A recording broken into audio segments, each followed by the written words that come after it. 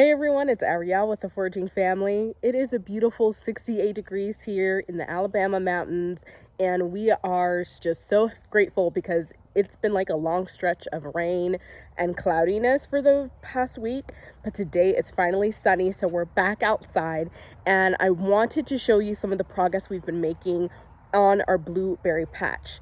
Now, for many of you who don't know, we live on a 12-acre homestead with our family, on a multi-generational homestead, that is. And when my parents first bought this property 5 years ago, was a blueberry U-pick. And as the owners got older, they ended up selling this property. So when my parents bought it, this place was completely overrun, and some of these blueberry canes are older than I am. And this is what we're standing in right now. Over 1,000 high bush variety blueberry plants are here, and this is just one area. There's an area back there behind the playground that also has blueberries. There's an area back by our mobile home that has blueberries, and this used to be the U-pick place. This used to be the place on the mountain to find your blueberries. I just want to add a quick note that it's so important to know the history of the land. To know the land, this property was a prolific blueberry U-pick. This was the joint back in the day. And up to 9 years ago, this place was packed with people that would come to pick blueberries. And 5 years ago, when my parents bought it, it had gotten overrun. And but then the person who used to own this property is like down the road from us. So we actually talked to him and just wanted to get to know more about how he tended to these blueberries, what varieties they were, what were some of their strategies of making sure that the blueberries produced well, their profitability, all of that stuff. And it's so important to know that because life is not monolithic. There is just so much, we're all connected somehow. And if we have a tendency of like going into a place and just taking over, we could lose so much history. We could lose so much wisdom.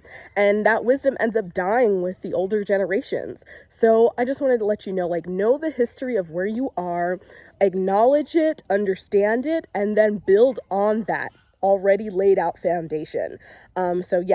So let's get into this video because we are trying to get this blueberry patch back to a profitable U-pick. Yeah, there's a lot of work that needs to be done. We have over 1,000 high bush varieties, so let's get to work.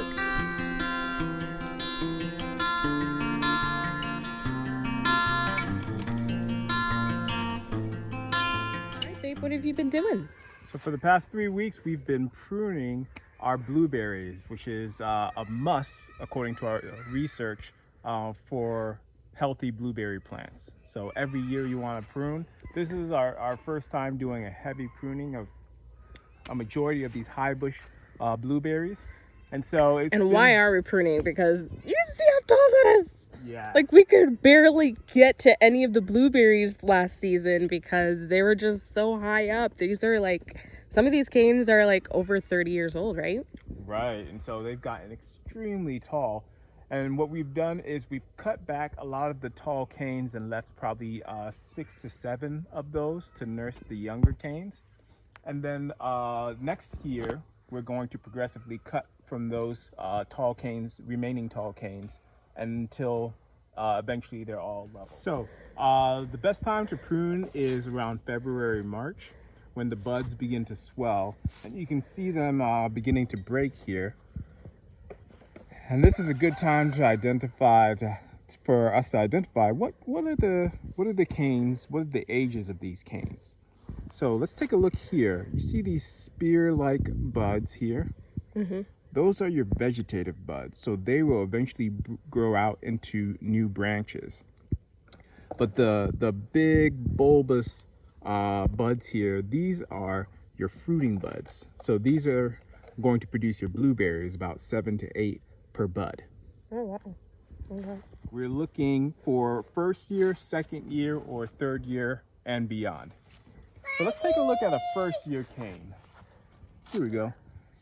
We can tell this is probably a year. This is its second year. This was a first year cane last year. Just came up. And we see in this second year it's beginning to produce actually all vegetative buds branching off of it. So this is a second year cane. Okay. Let's take a look at this third year or older cane. You can see that it's got lots of side lateral branches, right? And at the terminal ends here, we can see, Oh yeah, the fruiting buds. yeah, swollen fruiting buds. Nice. And so what we want to do when we prune is keep the healthiest second, third year buds. Mm-hmm. And we do want to keep some of the first year as well, because we want for them to grow up as well. And we're just going to prune the dead branches. Mm-hmm. So prune this branch right here. You see it's very woody. Yeah. So it's dead, it's gone. Okay. Prune that off. Same for this one. Oh yeah, it came off real quick. Mm-hmm. And it's important to remove the dead branches because that just takes away from the nutrients of the plant, correct? Right, it's just gonna zap resources here. Well, where are you going with your wagon? Yeah? Okay. All his strength. All right, next thing you want to do towards the base, and here I'm using these here, Loppers? yeah, for lack of a better word, shearers, I think it is. But the big loppers are what you might need to use at the base of your blueberry. So we're using a pair of sharp loppers, and we've disinfected it with about 70 to 80% alcohol. And so now we can go ahead and easily prune our canes. Now for these bigger ones, what have you been using? We've been using the big loppers, Okay. the big handheld loppers. Well, you'll see them in the video, but yeah, for those you're gonna need a little more, something with a little more bite force. Then those, okay. So you can see where we've removed a number of canes and kept just a few with an attempt to open up the canopy so that we can, one, have more light penetration. That's important for those fruiting buds to produce and for you to get sweeter berries. Now we have 1, 2, 3, 4, 5, 6, 7, 8, 9, 10, 11 rows. And we've cleared most of this or pruned most of this ourselves. And it's taken us, what, 2 weeks? About 2 weeks. So we didn't finish everything. So we're gonna have to wait till next season. We're gonna go ahead and wait for next season. And we don't want to prune too much away, right? Right, and we do want some for this season. Yeah. And so we're going to fertilize, and then we'll pick up pruning again next late winter. Okay, so do you know what fertilizer are we going to use, and how are we planning on doing that?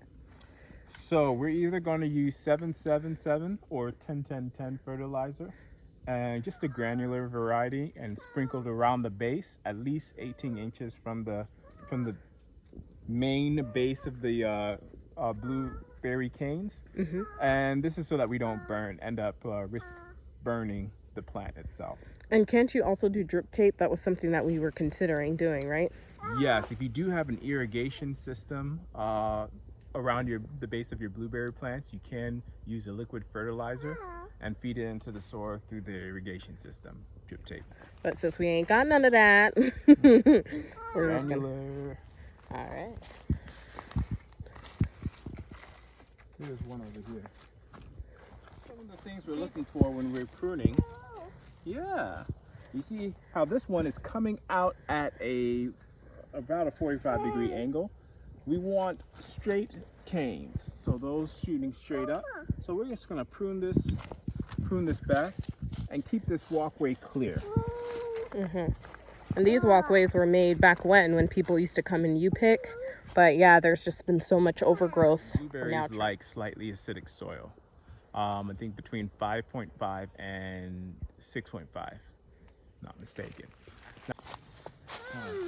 So looking at this one, there's no green growth here. It's all brown woody stems, and so they're all pretty much, yeah, that's this dead. whole thing can be cleared out. Yeah, that is, yeah.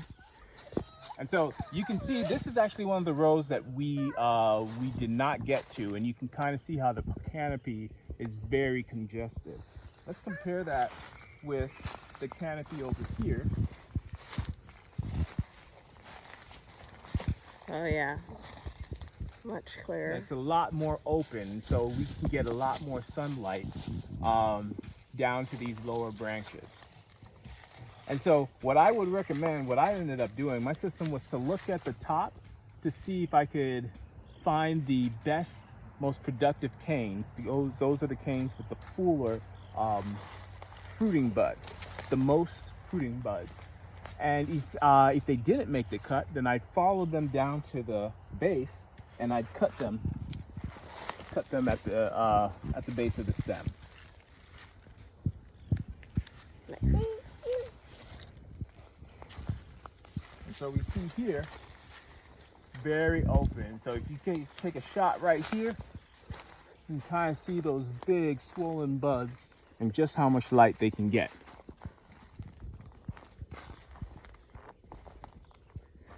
Yeah, you can see all that we had pruned. There's a lot. But most of these were old and cluttering up. As you can see, like over there, there's a lot more that are just so congested in that area that we got to get to, but we're not going to do too much pruning this year. I feel like we've already done a lot, but not anymore. Calling it quits. Yeah, this is a lot of work for just 2 people. If you're looking for a great video on pruning, I would recommend the video out of Carolina State University.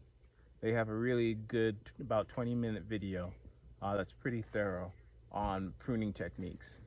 And that was recommended to me by our local agricultural extension. And so I highly recommend it. It was very helpful.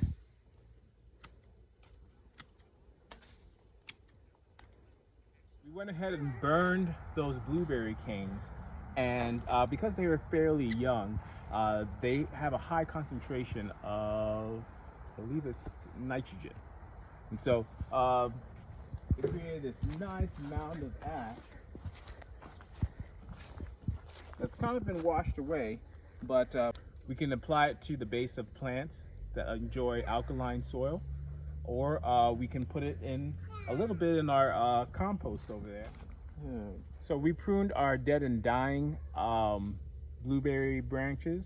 We also pruned anything leaning around a 45-degree angle or extending out. We cleared the base as much as we could, leaving about 6 to 7 of the established tall canes and a few of the younger ones as well coming up, so that they can come up and replace these canes when we eventually prune them down next year.